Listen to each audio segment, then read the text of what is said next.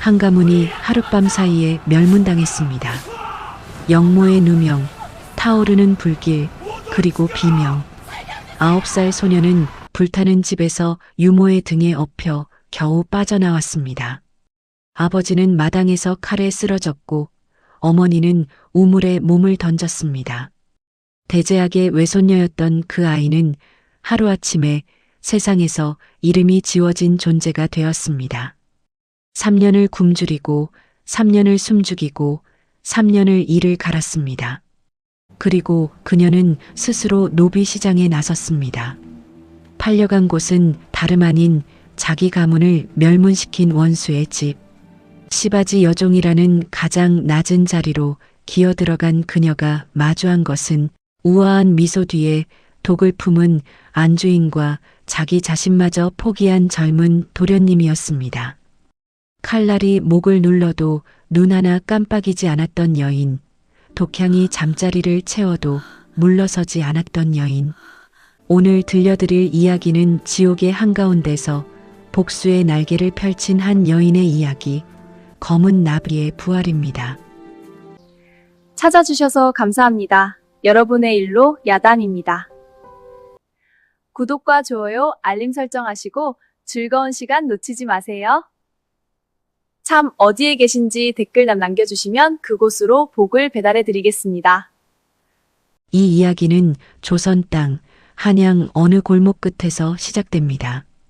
때는 늦가을, 하늘은 잿빛 구름에 짓눌려 해가 얼굴을 감춘 지 사흘째 되는 날이었습니다. 거리에는 마른 낙엽이 바람에 쓸려 사람의 발목을 감았고 노비시장이 열리는 서소문 밖 저작거리에는 어디선가 풍겨오는 쉰내와 짐승 가죽 태우는 매캐한 연기가 코끝을 찔렀습니다. 그 시장의 한 구석, 맨발에 삼배 한 겹을 걸친 여인이 서 있었습니다.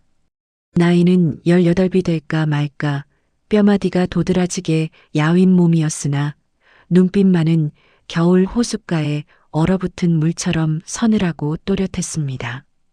이 여인의 이름은 설아, 한때 이 나라의 문장을 호령하던 대제학 이공의 외손녀였습니다.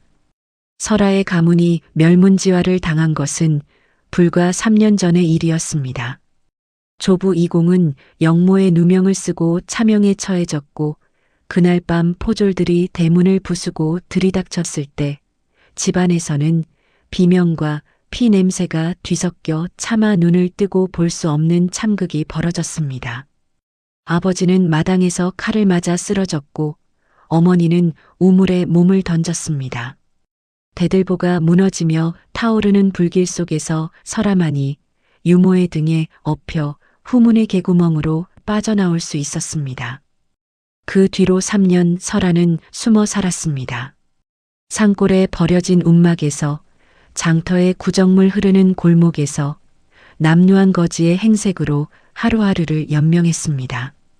겨울밤에는 손가락 끝이 새파랗게 죽어갔고 여름에는 상한 음식을 주워 먹고 하루 종일 구역질을 하며 땅바닥에 누워 있어야 했습니다. 구멍난 집신 사이로 스며드는 흙탕물의 차가운 감촉, 빈속에서 올라오는 시큼한 쓴물의 맛, 그것이 3년간 설아가 매일 삼킨 삶의 맛이었습니다. 그러나 설아는 죽지 않았습니다. 아니, 죽을 수가 없었습니다. 그녀의 가슴 속에는 꺼지지 않는 불씨 하나가 타오르고 있었으니 그것은 다름 아닌 복수의 맹세였습니다. 잠이 들면 눈앞에 아버지의 피 묻은 얼굴이 떠올랐고 귓전에는 어머니가 우물에 빠지기 직전 내질렀던 비명이 되살아났습니다. 설아는 이를 악물고 되뇌었습니다. 반드시 이 원한을 갚으리라. 그리고 마침내 설아는 스스로 노비 시장의 모습을 드러낸 것이었습니다. 평범한 양반가가 아닌 이 나라에서 가장 탐욕스럽고 잔인하기로 소문난 권세가 안대감의 집으로 팔려 들어가기 위해서였습니다. 안대감, 그자는 3년 전 설아의 조부를 영모로 몰아 멸문시킨 장본인이었습니다.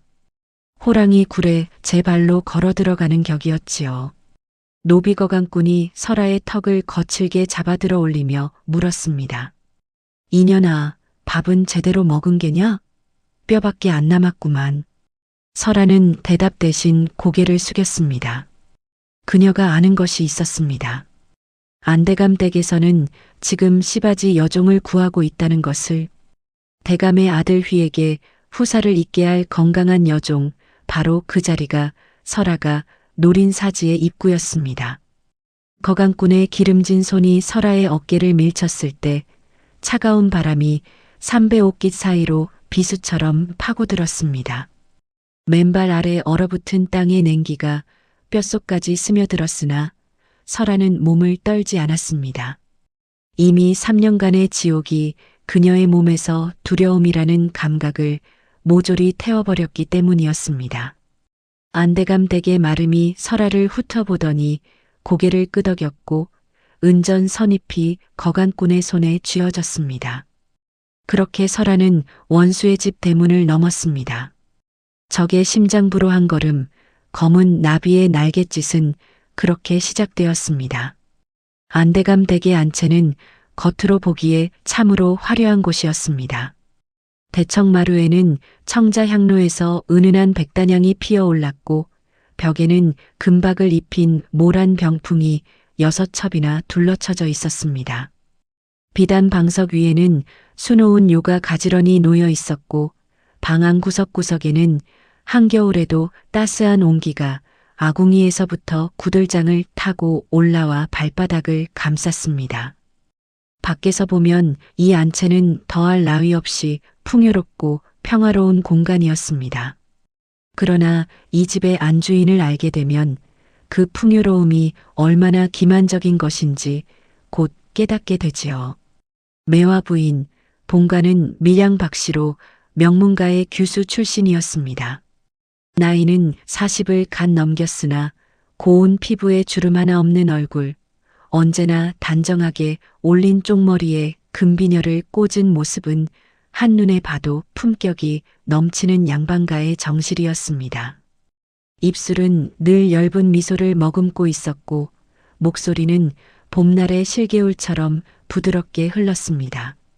처음 마주치는 사람이라면 누구든 참으로 어진 안주인이라 감탄했을 것입니다. 하지만 그 미소 뒤에 숨겨진 것을 안 사람은 이 집에서 오래 살아남지 못했습니다. 매화 부인에게는 3가지 버릇이 있었습니다.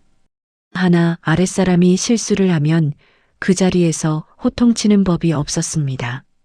대신 이튿날 아침 그 종의 밥상에서 반찬이 하나씩 줄어들었습니다. 사흘째 되면 죽 한 그릇만 남았고 닷새째가 되면 그 종은 곤장을 맞고 집에서 쫓겨났습니다. 둘, 매화 부인은 절대로 제 손에 피를 묻히지 않았습니다. 언제나 다른 종의 입을 빌려 험담을 퍼뜨리고 다른 종의 손을 빌려 벌을 내렸습니다. 자신은 언제나 자비로운 안주인의 얼굴을 유지한 채로 말입니다. 셋, 매화 부인의 눈은 웃을 때도 절대로 함께 웃지 않았습니다. 그 눈동자 깊은 곳에는 차갑고 검은 물이 고여 있었는데 오래된 하인들은 그 눈을 마주칠 때면 등줄기에 식은 땀이 흘렀다고 합니다. 이 여인에게는 자식이 없었습니다. 혼인한 지 20년이 넘도록 후사를 얻지 못한 것이 매화 부인 평생의 한이자 동시에 가장 강력한 무기이기도 했습니다. 안대감은 대를 이을 손자가 필요했고 매화 부인은 바로 그 필요를 쥐고 흔들며 집안의 모든 것을 지배했습니다. 시바지를 드리는 것도 내보내는 것도 모두 매화 부인의 손아귀 안에서 이루어졌습니다. 그런데 매화 부인의 속셈은 단순히 후사를 얻는 데 있지 않았습니다.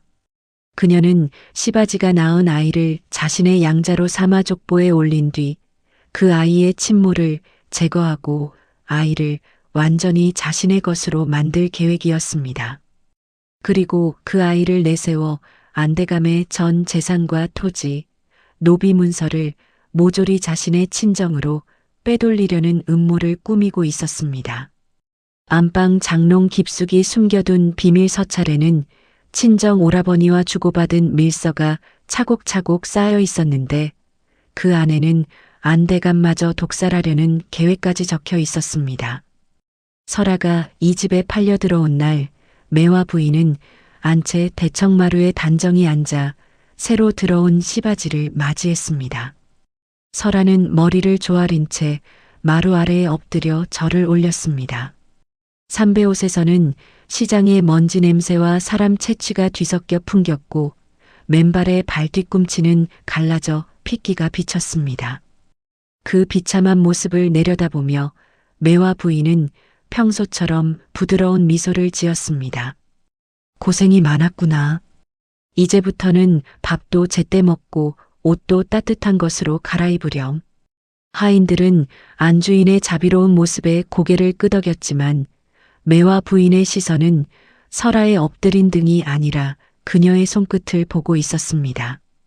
갈라지고 거칠어진 손이었으나 손가락이 길고 가늘었습니다. 노비의 손이 아니었습니다. 그리고 절을 올리는 자세, 이마를 땅에 대는 각도, 두 손을 모으는 모양새가 어딘가 너무 반듯했습니다. 시장에서 굴러다닌 청것이 저런 예법을 알 리가 없었습니다. 매화 부인의 미소가 한순간 굳었습니다. 그녀의 눈 속 검은 물이 찬바람을 맞은 것처럼 일렁였습니다. 설아가 고개를 들었을 때 두 여인의 눈이 마주쳤습니다. 그것은 찰나에 지나지 않았으나 매화 부인은 등골이 서늘해지는 감각을 느꼈습니다. 저 눈빛, 사냥개의 눈이 아니었습니다. 사냥개는 주인을 올려다보지만 저 눈은 올려다보는 것이 아니라 꿰뚫어보고 있었습니다. 매화 부인은 부채를 들어 얼굴 아래쪽을 가렸습니다. 부채 뒤로 그녀의 입술이 가늘게 떨렸습니다. 옆에 선 신복 하녀에게 부채 너머로 속삭이듯 말했습니다.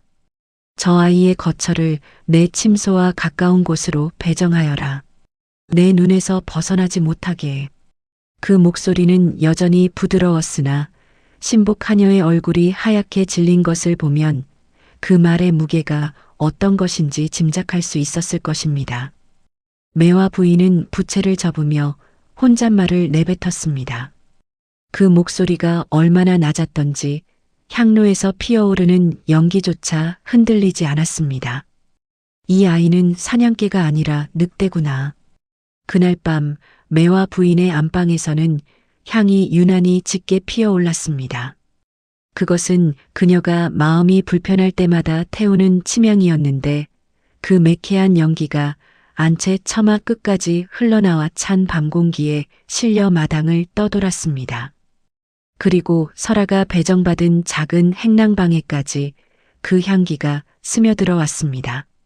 설아는 차가운 방바닥에 등을 대고 누운 채 그 향 냄새를 맡았습니다. 천장의 거미줄이 외풍에 하늘거렸고 문틈으로 비집고 들어오는 칼바람이 온몸의 체온을 앗아갔습니다. 그러나 설아의 입가에는 지극히 희미한 사람이 짓는다고 말하기 어려운 미소가 번졌습니다. 설아는 이미 알고 있었습니다. 저 여인이 보통 상대가 아니라는 것을. 그러나 그것이야말로 설아가 이 집을 택한 이유이기도 했습니다. 뱀의 굴에 들어가야 뱀의 알을 깨뜨릴 수 있는 법이니까요. 두 여인의 전쟁은 아직 첫 수조차 두지 않은 채 팽팽한 긴장 속에 밤을 맞이했습니다.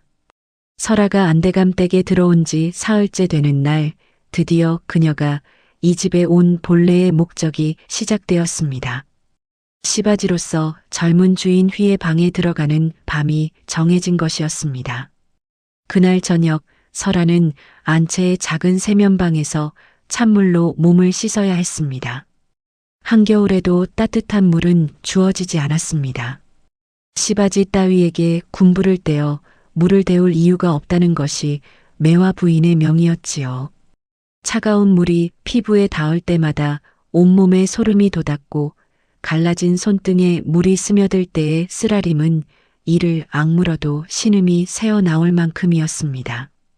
물기를 닦을 수건조차 변변치 않아 젖은 몸에 얇은 적삼을 걸치니 쌀아기눈 섞인 외풍이 문틈으로 비집고 들어와 뼛속까지 한기가 파고들었습니다.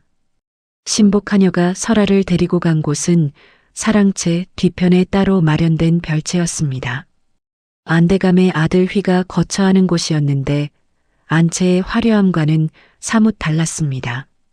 마당에는 잡초가 무성했고 처마 끝에 기와가 몇 장 깨져 있었으며 문짝의 창호지에는 군데군데 구멍이 나 있어 바람이 드나드는 대로 내버려져 있었습니다. 마치 이 집의 주인이 이곳을 의도적으로 방치한 것 같았고 또한 이곳에 사는 사람 역시 그 방치를 자처한 듯한 인상이었습니다.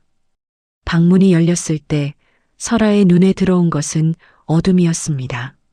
방 안에는 촛불 하나 켜져 있지 않았고 오직 찢어진 창호지 구멍 사이로 스며드는 달빛만이 방 안의 윤곽을 희미하게 드러내고 있었습니다.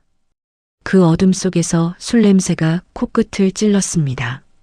달고 쓴 막걸리가 아닌 독하고 알싸한 소주의 냄새, 그것도 하루 이틀 마신 것이 아니라 오랜 세월 방 안 구석구석에 배어든 묵은 술 냄새였습니다. 설아가 문지방을 넘어 한 걸음 들여놓은 순간이었습니다. 어둠 속에서 바람보다 빠른 무엇이 다가왔습니다. 설아의 목에 차가운 것이 닿았을 때 그것이 칼날이라는 것을 깨닫기까지 수만 번 쉴 만큼의 시간도 걸리지 않았습니다. 등 뒤에서 남자의 팔이 설아의 어깨를 감아 움직이지 못하게 했고 칼날의 서늘한 쇳기가 목의 가장 여린 살갗을 눌렀습니다. 삼킨 침이 칼날 아래로 지나갈 때의 그 아찔한 감촉, 조금만 힘이 더해지면 피가 배어나올 그 경계의 차가움이 설아의 온몸을 얼어붙게 했습니다. 그러나 정작 얼어붙은 것은 설아의 몸이 아니라 마음이었습니다. 아니, 더 정확히 말하면 설아의 마음은 이미 3년 전에 한 번 죽었던 것이었습니다. 불타는 집에서 빠져나오던 그 밤, 어머니의 비명을 등 뒤로 들으며 도망쳤던 그 순간 설아의 안에서 공포라는 감정은 재가 되어 흩어졌습니다. 죽음이 두렵지 않은 사람에게 칼날은 그저 차가운 쇠붙이에 지나지 않았습니다. 설아는 눈을 감지 않았습니다. 어둠에 적응된 눈으로 자신의 목에 칼을 들이댄 남자의 얼굴을 또렷이 올려다보았습니다. 22의 젊은 얼굴이었으나 그 나이에 어울리지 않는 깊은 주름이 미간에 패여 있었습니다. 풀어헤친 도포 사이로 드러난 쇄골은 날카로웠고 충혈된 눈에는 분노와 허무가 뒤섞여 탁하게 흐르고 있었습니다. 이 사람도 망가진 사람이구나. 설아는 한눈에 알아보았습니다. 이 남자가 바로 안대감의 외아들 휘였습니다. 한때 한양에서 글재주와 풍채로 이름을 날렸으나 아버지의 끝없는 탐욕과 권모술수에 환멸을 느끼고 과거도 포기한 채 술과 방탕으로 세월을 허비하는 인물이었습니다. 아버지가 벌이는 온갖 더러운 거래를 눈앞에서 보면서도 막을 힘이 없었고 어머니라 불러야 할 매화 부인의 차가운 계산 속에서 자신이 그저 대를 잇기 위한 도구에 불과하다는 것을 일찌감치 깨달은 사람이었습니다. 그래서 휘는 스스로를 버렸습니다. 술로 낮을 지우고 분노로 밤을 채웠습니다. 내 놈도 그 여자가 보낸 것이냐. 휘의 목소리는 낮고 거칠었습니다. 그 여자란 매화 부인을 가리키는 것이었지요. 지금까지 시바지로 들어온 여종들은 모두 매화 부인이 심어놓은 눈과 귀였습니다. 침소에서 오가는 휘의 일거수일투족을 보고하는 첩자들이었고 휘는 그것을 알고 있었기에 단 한 명도 가까이 두지 않았습니다. 칼날이 설아의 목을 조금 더 눌렀습니다. 피부 위로 가느다란 핏줄기가 한 줄기 흘러내렸습니다. 따뜻한 피가 목을 타고 쇄골까지 흘러내리는 그 감촉을 설아는 눈 하나 깜빡이지 않고 느꼈습니다. 그리고 입을 열었습니다. 나를 죽여 이 지옥 같은 집에서 해방시켜 주시겠습니까? 휘의 눈이 미세하게 흔들렸습니다. 설아의 목소리에는 애원도, 두려움도, 아첨도 없었습니다. 마치 날씨를 묻듯 담담한 어조였습니다. 아니면 나와 손을 잡고 이 집의 주인이 되시겠습니까? 침묵이 내려앉았습니다. 바깥에서 바람이 깨진 기와 틈을 지나며 날카로운 휘파람 소리를 냈고 방 안의 묵은 술 냄새와 설아의 목에서 흘러내린 피의 비릿한 냄새가 뒤섞였습니다. 휘의 손이 미세하게 떨렸습니다. 그것은 분노의 떨림이 아니었습니다. 오랫동안 아무것도 기대하지 않았던 사람이 갑작스러운 제안 앞에서 무너지려는 벽을 간신히 붙잡는 떨림이었습니다. 미쳤구나. 휘가 내뱉었습니다. 하지만 칼을 거두지는 않았습니다. 설아는 그 칼날 아래에서 말을 이었습니다. 미치지 않고서야 이 집에 제 발로 들어올 리가 있겠습니까? 도련님도 마찬가지 아니십니까? 미치지 않고서야 이 집에서 매일 술로 목숨을 깎아내실 리가 없지요. 그 말에 휘의 숨이 한 박자 멈추었습니다. 누구도, 이 집의 그 누구도 휘에게 이런 말을 한 적이 없었습니다. 아버지는 휘를 대를 잇는 도구로 보았고 매와 부인은 재산을 빼돌리는 수단으로 보았으며 하인들은 그저 두려운 주인의 아들로 보았을 뿐이었습니다. 그런데 이 처음 본 여종의 눈에서 휘는 자신과 같은 것을 보았습니다.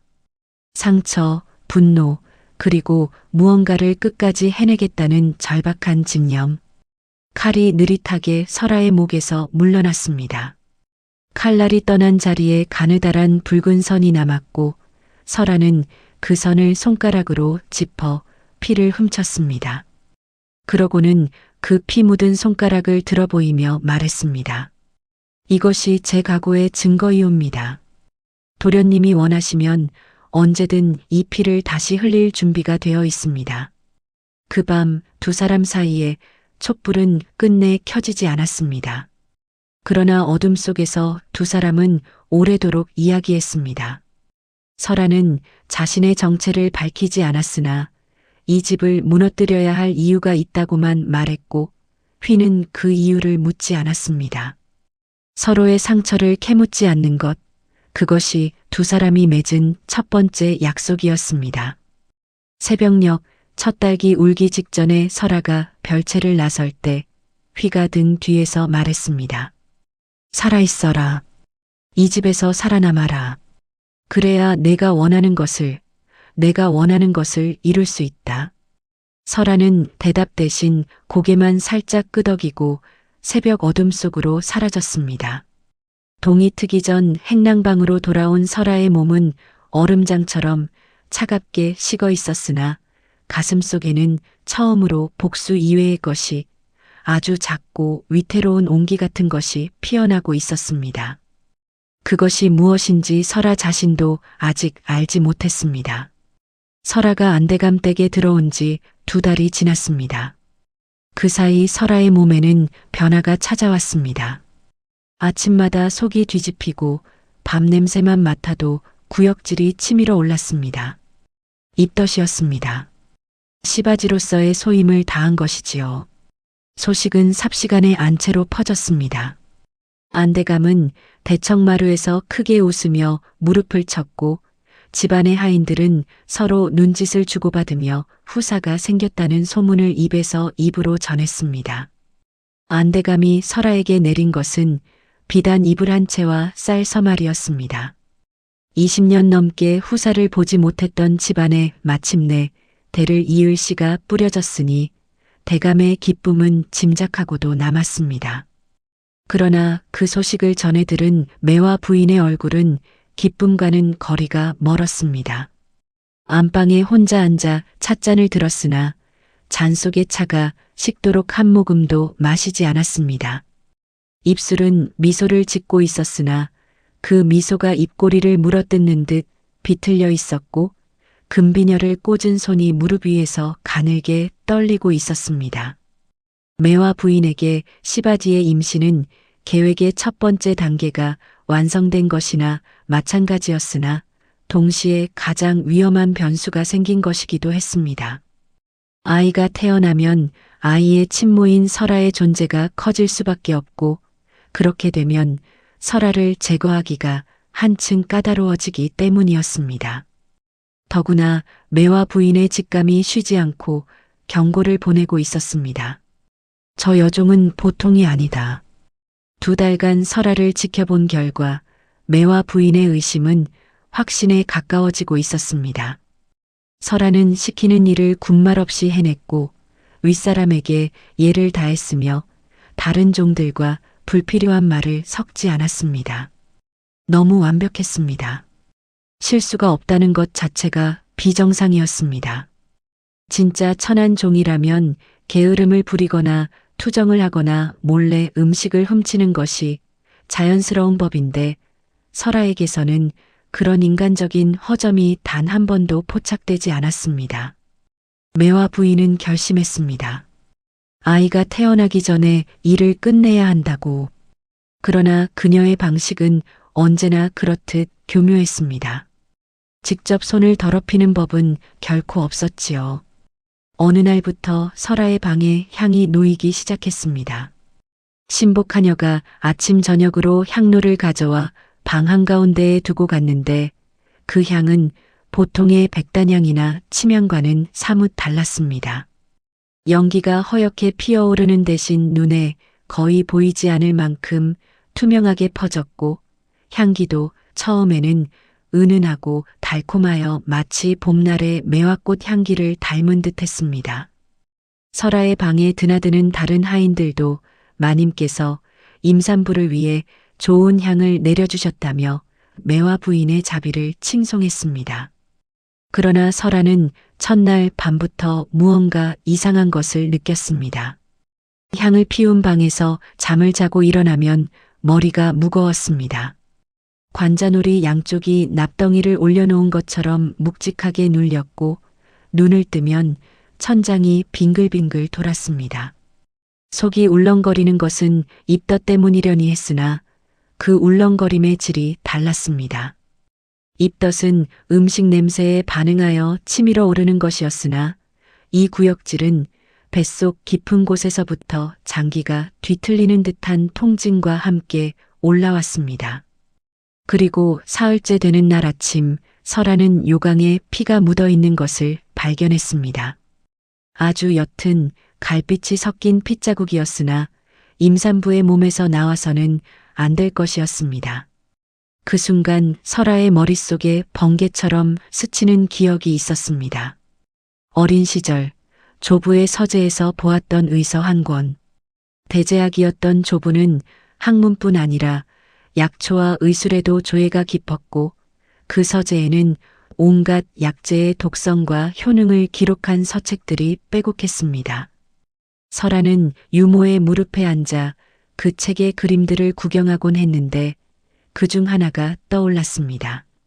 사양초, 겉으로는 향긋하고 무해하나 은밀히 자궁을 수축시켜 태아를 지우는 독초, 연기로 피우면 향기가 달콤하여 당하는 자가 알아채기 어렵고 오래 노출되면 산모와 태아 모두에게 치명적이라 기록되어 있었습니다. 설아의 등줄기에 차가운 땀이 흘러내렸습니다. 손이 절로 배 위로 갔습니다. 아직 불룩하지 않은 아랫배에 손바닥을 대자 미미하게 전해지는 체온이 느껴졌습니다. 설아의 눈에 처음으로 두려움이 아닌 살기가 어렸습니다. 이 아이는 복수를 위한 도구로 잉태된 것이었으나 설아의 뱃속에서 자라나는 이 작은 생명은 이미 설아의 일부가 되어 있었습니다. 저 여인이 제 손에 피를 묻히지 않고 두 생명을 지우려 한다는 것을 깨달은 순간 설아의 마음속에서 무언가가 단단하게 잠겼습니다. 그날 밤 설아는 모두가 잠든 시각에 소리 없이 방을 나섰습니다. 맨발로 차가운 마당을 건너 부엌의 창거리 광으로 향했습니다. 숨을 죽이고 광 안을 뒤져 찾아낸 것은 쑥과 솔잎이었습니다. 설아는 그것을 가슴에 품고 돌아와 향로의 사양초를 몰래 비워내고 대신 쑥과 솔잎을 채워 넣었습니다. 연기의 색도 향기도 미묘하게 달랐으나 한밤중 어둠 속에서 구분할 수 있는 자는 아무도 없었습니다. 그러나 설아는 여기서 멈추지 않았습니다. 설아는 비워낸 사양초를 버리지 않았습니다. 고운 천에 싸서 품에 숨긴 뒤 이튿날 밤 다시 소리 없이 안채로 향했습니다. 매와 부인의 침소와 설아의 행랑방 사이에는 좁은 통로가 있었고 그 통로의 천장에 환기를 위한 작은 구멍이 나 있었습니다.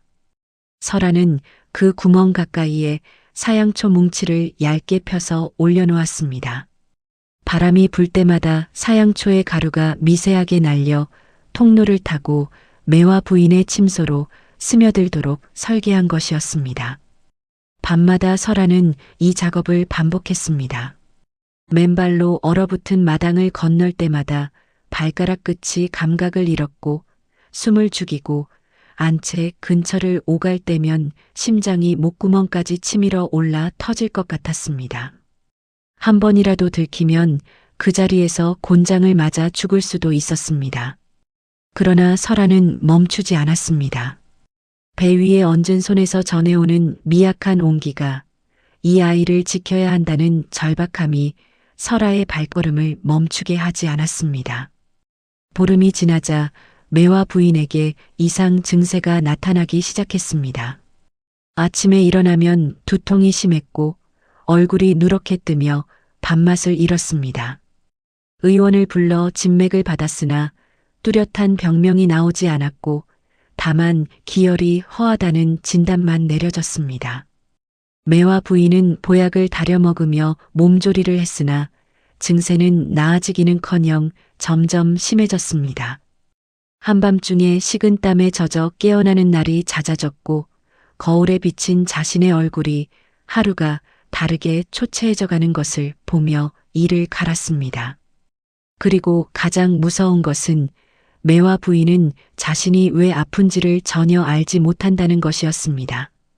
자신이 설아에게 보낸 그 독향이 바람을 타고 제 침소로 되돌아오고 있다는 사실을, 자신이 파놓은 함정에 자신이 빠져들고 있다는 것을 꿈에도 깨닫지 못했습니다. 설아는 아침마다 안채에 문안 인사를 올리러 갈 때 점점 수척해져가는 매와 부인의 얼굴을 올려다보았습니다. 고개를 숙인 채 올려다보는 그 눈 속에는 아무런 감정도 담겨 있지 않았습니다. 아니, 한 가지 감정만이 깊이 가라앉아 있었습니다. 이것은 시작일 뿐이라는 차갑고 고요한 확신이었습니다. 달이 차고 기울기를 거듭하여 설아의 배가 눈에 띄게 불러올 무렵이었습니다. 계절은 어느새 봄을 지나 초여름에 접어들었고 안대감댁의 마당에는 모란이 탐스럽게 피어 향기를 뿜고 있었습니다.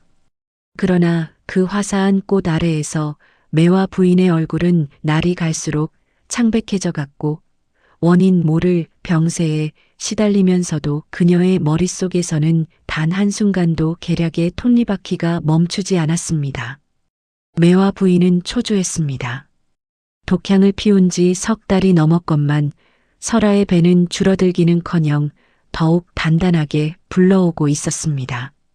설아의 얼굴에는 혈색이 돌았고 걸음걸이에도 기운이 넘쳤습니다. 매와 부인이 신복하녀를 시켜 몰래 확인한 바로는 향로의 향은 매일 빠짐없이 피워지고 있었습니다. 그런데 왜 효험이 없는 것인지 매와 부인은 이해할 수 없었습니다. 혹시 양이 부족한 것인가 하여 향의 양을 2배로 늘리라 명했으나 그럴수록 오히려 매와 부인 자신의 몸이 더 쇠약해져 갔을 뿐이었습니다. 밤마다 식은 땀에 옷이 젖어 잠에서 깨었고 아침이면 빗질을 할 때 머리카락이 한 움큼씩 빠져깃살 사이에 엉겨붙었습니다. 거울 앞에 앉으면 불과 석 달 전에 자신과 같은 사람이라 믿기 어려울 만큼 수척한 얼굴이 비쳤습니다. 그러나 매와 부인은 물러설 사람이 아니었습니다. 독향이 통하지 않는다면 다른 방법을 쓸 수밖에 없었습니다. 그리고 매와 부인이 다음으로 꺼내든 칼은 칼날 없이도 사람을 죽일 수 있는 가장 무서운 무기, 바로 소문이었습니다. 어느 날 아침 안대감 댁에 부엌에서 밥을 짓던 하녀 하나가 다른 하녀에게 귓속말을 건넸습니다. 너 그 얘기 들었어? 설아 전염 뱃속의 아이가 도련님 핏줄이 아니래. 그 귓속말은 점심때가 되기 전에 부엌에서 마구간으로, 마구간에서 사랑채로, 사랑채에서 바깥 행랑으로 퍼져나갔습니다.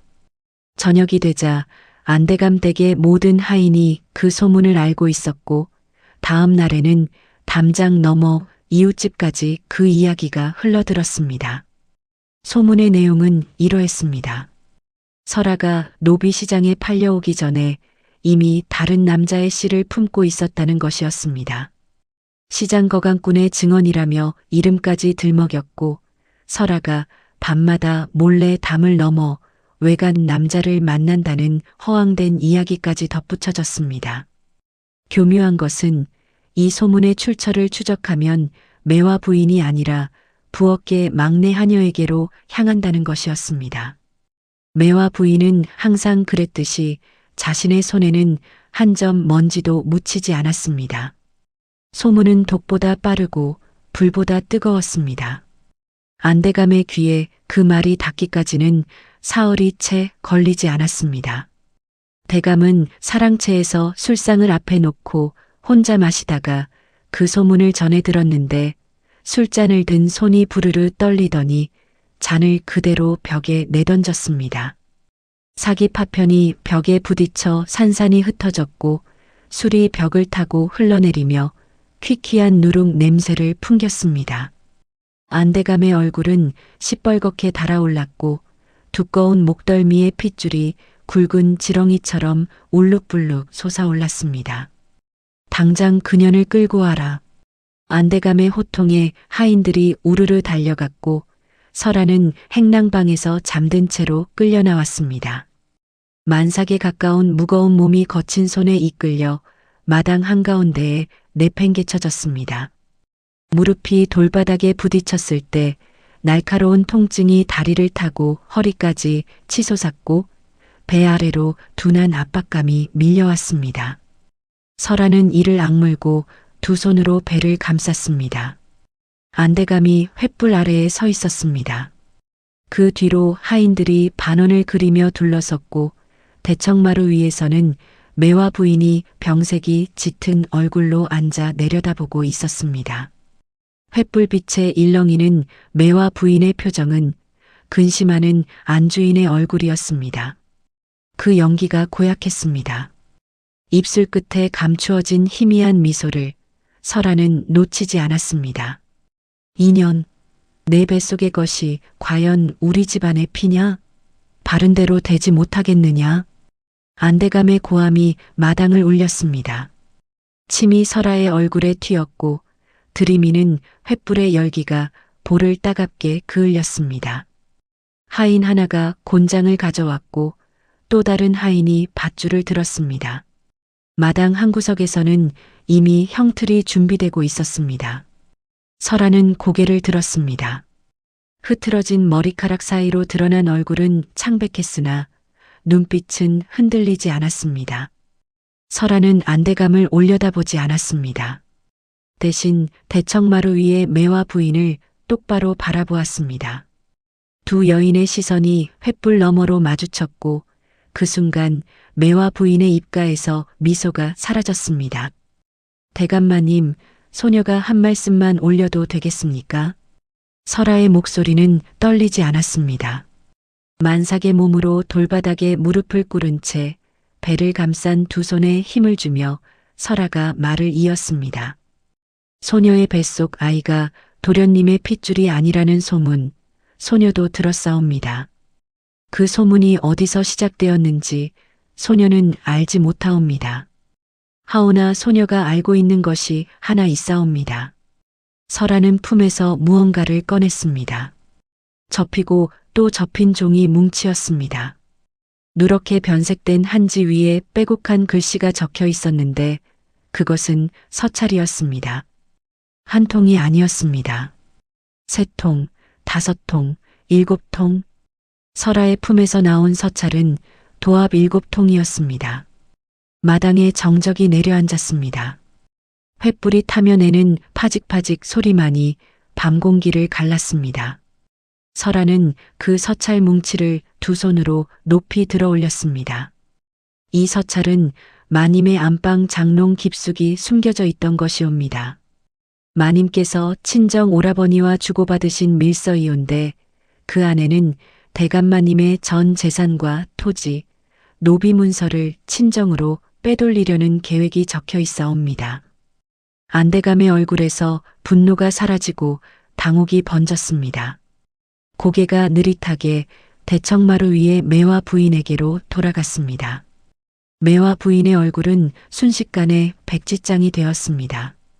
금비녀를 꽂은 손이 미세하게 떨리기 시작했고 입술이 파르르 경련을 일으켰습니다. 그뿐이 아니옵니다. 설아의 목소리가 밤 공기를 갈랐습니다. 마지막 서찰에는 대감마님을 독살하려는 계획이 적혀 있사옵니다.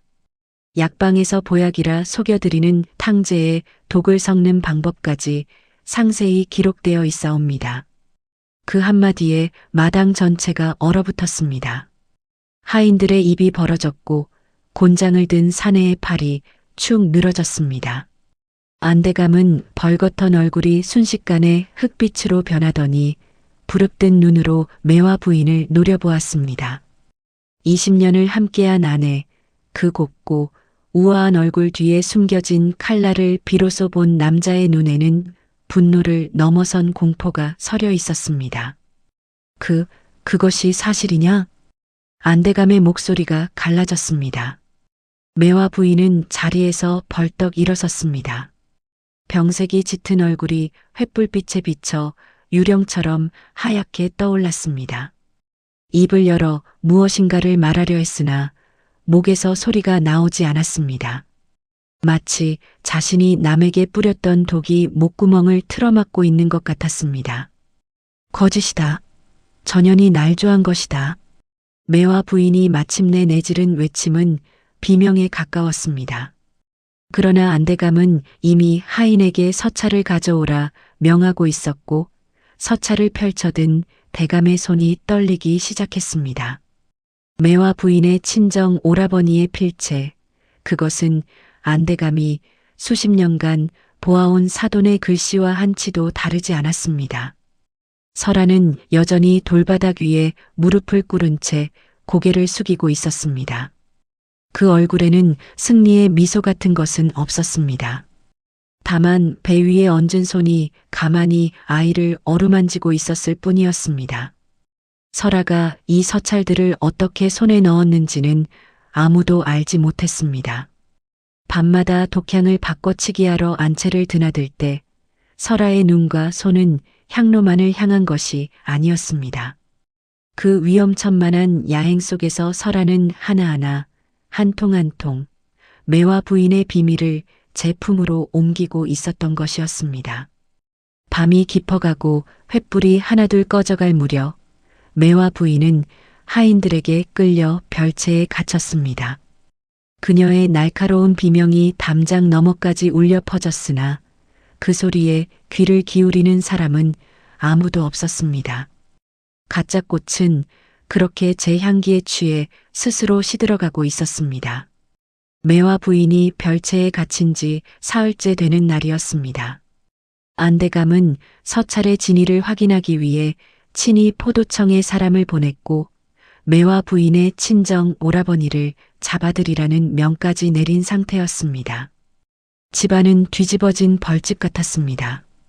하인들은 눈치를 보며 숨죽여 다녔고 사랑채에서는 안대감의 고함 소리가 하루에도 몇 번씩 터져 나왔습니다.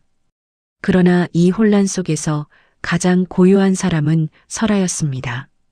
설아는 행랑방에서 무거운 몸을 추스르며 조용히 때를 기다리고 있었습니다. 매화 부인의 비밀 서찰을 터뜨린 것은 복수의 절반이었을 뿐 설아가 진정으로 찾아야 할 것은 아직 이 집 어딘가에 잠들어 있었습니다. 조부 대제학 이공의 누명을 벗길 상소문, 3년 전 영모의 누명을 씌우기 위해 조작된 증거의 원본과 그것을 뒤집을 수 있는 단 하나의 문서. 설아는 그것이 안대감의 서재 깊숙이 숨겨져 있다는 것을 알고 있었습니다. 어린 시절 유모가 도망치는 길 위에서 숨을 헐떡이며 전해준 마지막 말이 바로 그것이었습니다. 아가씨, 상소문은 안대감이 가져갔습니다. 그것만 찾으면 대감 어른의 한을 풀 수 있습니다. 유모는 그 말을 남기고 추격하는 포졸들을 향해 되돌아갔고 다시는 돌아오지 못했습니다. 3년간 설아의 가슴속에 새겨진 그 말이 이제 드디어 현실이 될 순간이 다가오고 있었습니다. 그런데 사흘째 되는 밤 예상치 못한 일이 벌어졌습니다. 갇혀있던 매화 부인이 별채를 지키던 하녀를 매수한 것이었습니다. 매화 부인은 몸에 감추고 있던 금가락지 세 쌍을 내밀며 하녀의 손을 잡았고 그 하녀는 평생 만져보지 못할 금을 쥔 손이 떨리는 것을 느끼며 빗장을 열었습니다. 별채의 문이 소리 없이 열리고 매화 부인은 맨발로 어둠 속에 발을 내디뎠습니다. 그녀가 향한 곳은 안대감의 서재였습니다. 매화 부인은 알고 있었습니다. 그 서재에 자신의 서찰 외에도 수많은 비밀 문서들이 보관되어 있다는 것을. 안대감이 벼슬을 사고 영모의 누명을 조작하고 땅을 빼앗고 뇌물을 바친 모든 기록이 그 서재의 이중 바닥 아래에 잠들어 있었습니다. 매화 부인의 서찰만으로도 충분히 치명적이었으나 서재의 문서들까지 세상에 드러나면 안대감은 물론 자신의 친정까지 멸문을 면치 못할 터였습니다. 매화 부인의 목적은 하나였습니다. 모든 것을 태워 없애는 것. 매화 부인이 부엌에서 가져온 것은 화로의 숯과 기름 먹인 한지 뭉치였습니다. 병색이 짙어 얼굴은 유령처럼 창백했으나 두 눈은 광기에 젖어 형형하게 빛나고 있었습니다. 갈라진 입술 사이로 거친 숨이 새어나왔고 기름 묻은 손이 미친 듯이 떨렸으나 멈추지 않았습니다. 서재의 문을 열고 안으로 들어선 매화 부인은 책장 아래 기름 먹인 종이를 밀어 넣고 숯불을 떨어뜨렸습니다. 불이 붙는 데는 수만 번 쉴 시간이면 충분했습니다. 기름 먹인 한지가 먼저 타오르며 시뻘건 혀를 날름거렸고 그 불꽃이 마른 책장의 나무를 핫자 삽시간에 불길이 치솟았습니다. 오래된 종이와 먹물이 타는 매캐한 연기가 서재를 가득 채웠고 기름과 나무가 뒤섞여 타는 시커먼 연기가 천장을 기어 문 밖으로 새어나왔습니다. 조용하던 밤 그 연기 냄새를 맡은 마구간의 개가 먼저 짖기 시작했고 이어 행랑채의 하인 하나가 부리야 하고 내지른 외침이 어둠을 찢었습니다. 설아가 눈을 뜬 것은 그 외침이 행랑방까지 닿았을 때였습니다. 자리에서 몸을 일으키자 코끝에 매캐한 연기 냄새가 닿았고 창호지에 비치는 빛이 달빛의 은색이 아닌 불의 주황색이라는 것을 깨닫는 순간 설아의 온몸에 전류가 흐르듯 감각이 살아났습니다. 설아는 방문을 열고 마당으로 뛰어나왔습니다. 그리고 눈앞에 펼쳐진 광경에 숨이 멎었습니다. 서재가 불타고 있었습니다. 지붕의 기와 틈으로 불꽃이 솟구쳐 올랐고 대들보가 타며 내는 굵은 소리가 짐승의 울음처럼 으르렁거렸습니다. 검은 연기가 밤하늘을 뒤덮어 별빛을 삼켰고 뜨거운 열기가 마당 건너편에서도 얼굴을 화끈하게 달구었습니다. 하인들이 우물에서 물을 길어 끼얹었으나 기름을 먹고 타오르는 불길은 그 물을 비웃듯 더욱 맹렬하게 번져갔습니다. 설아의 머릿속에 하나의 생각만이 번개처럼 꽂혔습니다. 상소문. 상소문이 저 안에 있다. 3년간의 인고, 노비시장에 스스로 나선 각오, 독향과 칼날을 견딘 밤들, 그 모든 것의 끝에 놓인 마지막 열쇠가 지금 저 불길 속에서 제로 변하고 있었습니다. 설아는 뛰었습니다. 만삭의 무거운 몸이었으나 그 무게를 느낄 겨를조차 없었습니다. 뒤에서 누군가 안 돼 하고 소리쳤으나 설아의 귀에는 들리지 않았습니다. 불타는 서재의 문으로 달려가는 설아의 눈에는 오직 불꽃만이 비치고 있었습니다. 서재 안은 지옥이었습니다. 천장에서 불덩이가 떨어졌고 바닥의 책더미가 시뻘건 숯덩이로 변해가고 있었습니다. 숨을 쉴 때마다 뜨거운 연기가 폐를 태우는 듯했고 눈을 뜨면 매운 연기에 눈물이 쏟아져 앞이 보이지 않았습니다. 설아는 소매로 코와 입을 틀어막은 채 바닥을 기었습니다. 무릎 아래의 마루가 불에 닳아 살이 지지는 듯한 통증이 다리를 타고 올라왔고 손바닥이 뜨거운 바닥에 닿을 때마다 피부에 물집이 잡혔습니다. 그 고통 속에서도 설아는 기억을 더듬었습니다. 밤마다 안채를 오가며 서재의 구조를 눈으로 익혀두었던 기억, 안대감이 서재 오른편 책장 아래에 유독 오래 앉아 있었다는 관찰, 그 책장 아래 마룻바닥의 한 부분이 주변과 미세하게 색이 다르다는 것을 눈여겨보았던 기억. 설아는 타오르는 책장 옆으로 기어갔습니다. 불에 달아오른 나무 널빤지를 맨손으로 들어 올렸습니다. 손가락에 살가죽이 타는 냄새가 제 코에까지 닿았으나 비명을 지를 겨를도 없었습니다. 이중 바닥이 열렸고 그 안에는 기름종이로 싼 문서 뭉치가 있었습니다. 설아는 그것을 두 팔로 끌어안았습니다. 그 순간 머리 위에서 대들보가 무너져 내리는 소리가 천둥처럼 울렸습니다. 설아는 눈을 감았습니다. 이대로 끝인가 3년을 버텼는데 이 마지막 순간에 이렇게 끝나는 것인가. 뜨거운 불길이 등 뒤를 하찼고 무너지는 목재의 파편이 어깨를 때렸습니다. 숨이 막혔습니다. 의식이 아물아물 흐려지는 그 찰나 누군가의 팔이 설아를 감싸 안아 옆으로 굴렸습니다. 휘었습니다. 소매에 불이 옮겨붙은 채로 서재에 뛰어든 휘가 무너지는 대들보 사이를 비집고 설아에게 당도한 것이었습니다. 설아를 한 팔로 끌어안은 휘는 나머지 팔로 타다 남은 문짝을 걷어차며 길을 열었습니다. 불길이 두 사람을 에워싸고 있었으나 깨진 창문 너머로 밤하늘이 보였습니다. 휘는 자신의 등으로 떨어지는 불덩이를 막아내며 설아를 창문 쪽으로 밀었습니다. 설아의 팔에는 문서 뭉치가 꼭 안겨 있었고 뱃속의 아이는 이 아수라 속에서도 발을 굴러 살아있음을 알렸습니다. 두 사람이 서재 밖으로 쓰러져 나왔을 때 뒤에서 서재의 지붕이 통째로 무너져 내렸습니다. 불기둥이 하늘로 치솟았고 불씨가 사방으로 흩날려 밤하늘에 흉측한 꽃을 피웠습니다. 설아는 땅바닥에 엎어진 채 기침을 토해냈습니다. 뱃속에 가득 찬 연기가 쏟아져 나올 때마다 가슴이 찢어지는 듯했고 화상을 입은 손에서는 진물이 배어 차가운 헬과 뒤섞였습니다. 그러나 두 팔 안에 문서 뭉치는 무사했습니다.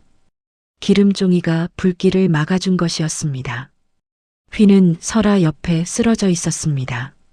등과 어깨에 옷이 타 들어가 살이 드러나 있었고 화상의 고통에 이를 악물고 있었으나 의식은 또렷했습니다. 휘가 고개를 돌려 설아를 보았고 설아도 고개를 들어 휘를 보았습니다. 두 사람 모두 재와 그 으름에 뒤덮여 형체를 알아보기 어려운 꼴이었으나 서로의 눈이 마주쳤을 때 말은 필요하지 않았습니다. 살아있다. 우리는 살아있다. 그리고 그 불길 속에서 빠져나오지 못한 사람이 하나 있었습니다. 매화 부인이었습니다. 서재에 불을 지른 뒤 빠져나오려던 매화 부인은 기름에 옷자락이부터 불이 옮겨 붙었고 비명을 지르며 마당으로 뛰쳐나왔으나 이미 온몸에 불이 번진 뒤였습니다. 하인들이 물을 끼얹어 불은 꺼졌으나 매화 부인은 마당 한가운데에서 두 눈을 부릅뜬 채 광기에 질린 웃음을 터뜨리고 있었습니다. 한때 그 누구보다 아름답고 우아했던 얼굴은 화상에 일그러져 알아볼 수 없었고 금비녀는 녹아내려 머리카락에 엉겨붙어 있었습니다. 매화 부인의 입에서는 의미를 알 수 없는 중얼거림이 쉬지 않고 흘러나왔습니다. 자신이 지른 불, 자신이 만든 지옥, 그 지옥의 업화 속에서 매화 부인의 정신은 완전히 부서져 버린 것이었습니다. 동이틀 무렵 불길은 잦아들었습니다. 서재는 잿더미가 되었고 검게 그을린 기둥만이 앙상하게 남아 새벽 하늘을 가리켰습니다. 안대감 댁의 마당에는 탄 나무와 젖은 재의 쿰쿰한 냄새가 가득했고 하인들은 넋이 나간 채 잔해 사이를 헤매고 있었습니다. 그 속에서 설아는 화상 입은 손으로 문서 뭉치를 가슴에 꼭 안은 채 휘의 어깨에 기대어 앉아 있었습니다. 설아의 눈에 떠오른 것은 눈물이었으나 그것이 고통의 눈물인지 3년 만에 찾아온 한 줄기 빛에 대한 눈물인지 설아 자신도 알 수 없었습니다.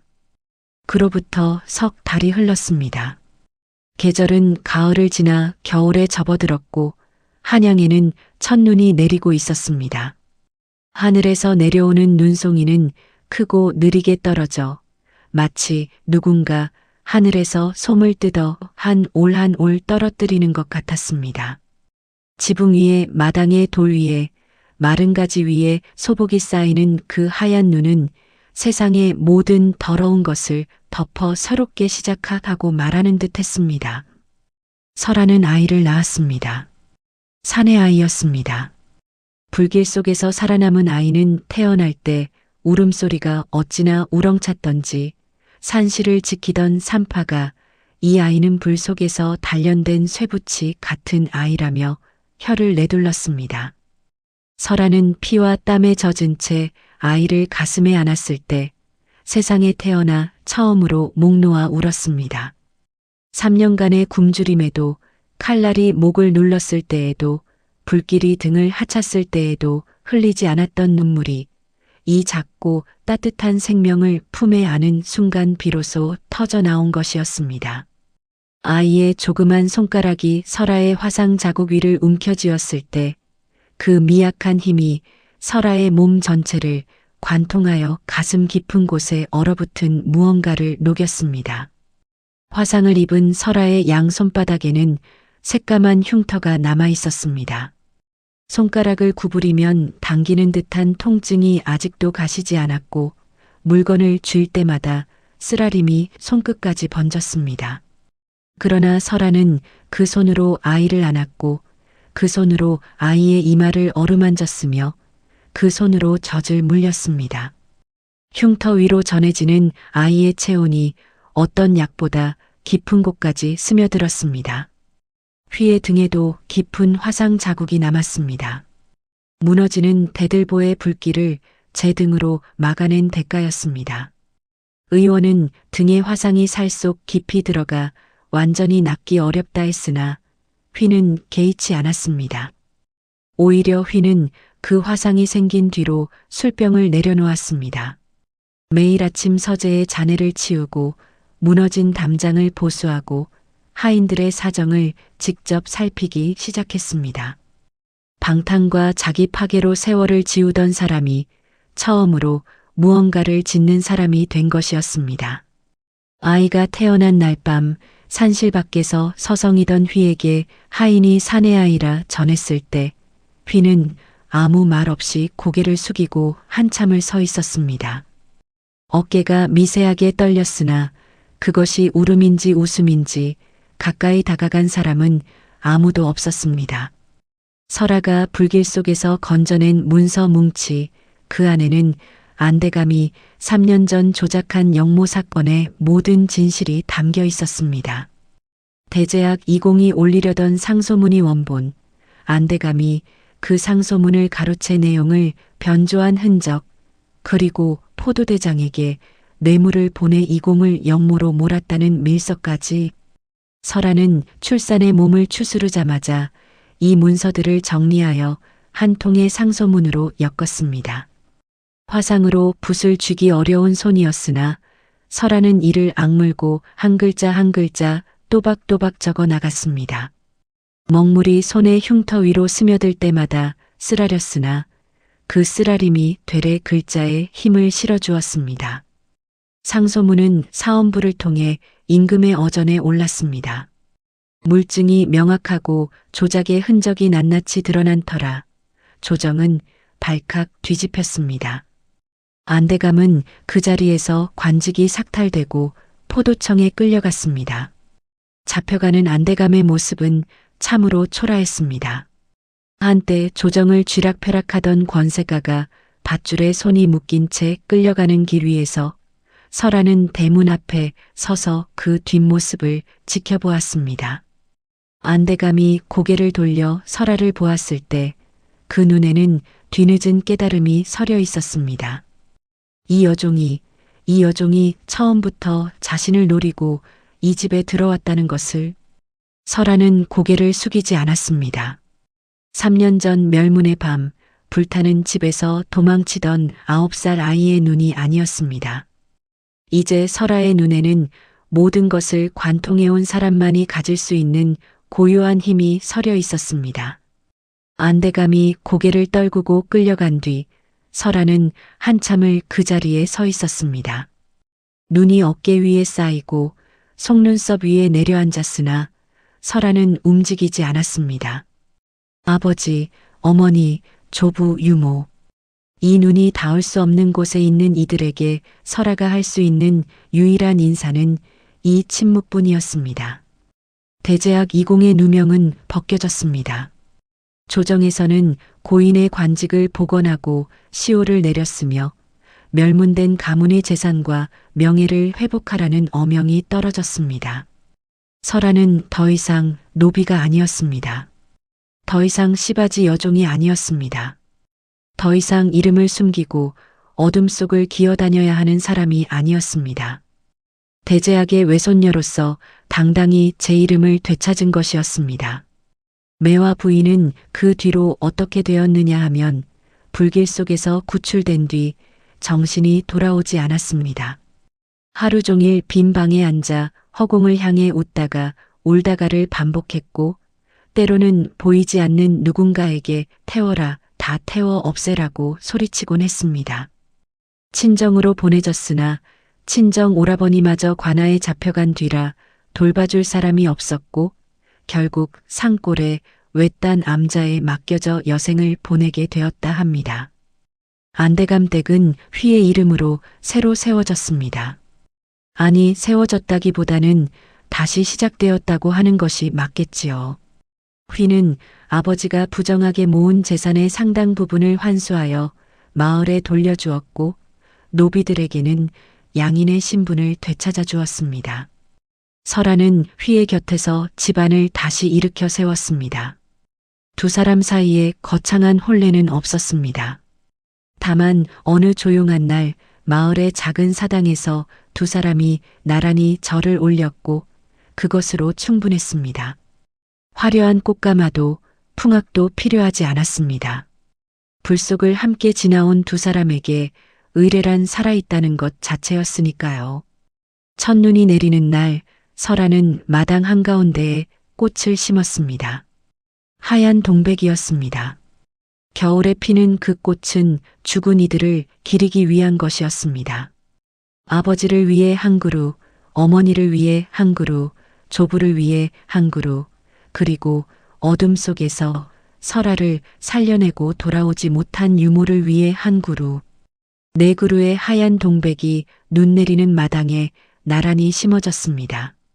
설아는 아이를 안은 채 그 꽃나무들 앞에 오래 서 있었습니다. 눈이 아이의 이불 위에 내려앉았고 아이는 새하얀 눈송이를 처음 본 듯 작은 손을 뻗어 허공을 움켜쥐었습니다. 설아는 아이의 손 위에 제 손을 포겠습니다.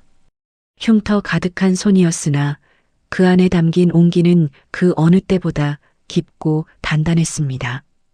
휘가 다가와 설아의 어깨에 손을 얹었습니다. 세 사람의 그림자가 하얀 눈 위에 하나로 겹쳐졌습니다. 바람이 불었습니다. 마당의 동백가지가 흔들리며 눈꽃을 떨구었고 그 하얀 꽃잎과 하얀 눈이 뒤섞여 하늘로 올라가는 듯 했습니다. 마치 죽은 이들의 너키 하얀 나비가 되어 날아오르는 것처럼 설아는 속으로 되뇌었습니다. 아버지, 어머니, 할아버지, 유모야. 내가 해냈습니다. 당신들의 이름을 되찾았습니다. 그리고 나는 여기 서 있습니다. 살아서 서 있습니다. 버티는 것은 굴복이 아니라 가장 아름답게 피어날 순간을 기다리는 인내였다. 그 말을 설아는 비로소 온몸으로 이해했습니다. 이것이 검은 나비의 이야기입니다. 눈 내리는 날 마침내 날개를 펴고 하늘로 오른 한 여인의 이야기이옵니다. 끝까지 시청해 주셔서 감사합니다. 더 좋은 이야기로 다시 찾아뵙겠습니다.